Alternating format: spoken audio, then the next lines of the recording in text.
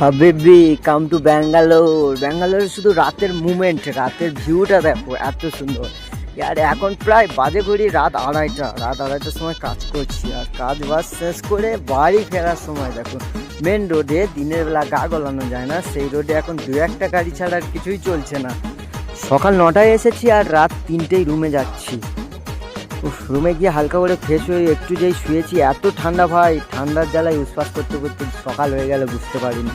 সকালবেলা তাই ঠান্ডার হাত থেকে বাঁচার জন্য একটু ব্যবস্থা তো করতেই হবে, যেহেতু প্রচুর ঠান্ডা পড়েছে।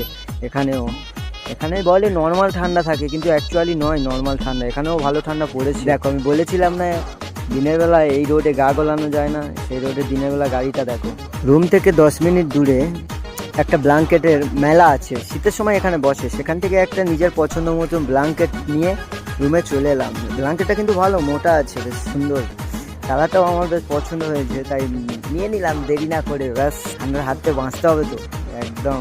ব্ল্যাঙ্কেটটা ভালো বড় আছে, 3 জন আরামসে শোয়া যাবে। তবে এখানে একটাই প্রশ্ন, আমার এখানে ব্ল্যাঙ্কেটটার দাম নিয়েছে 700 টাকা।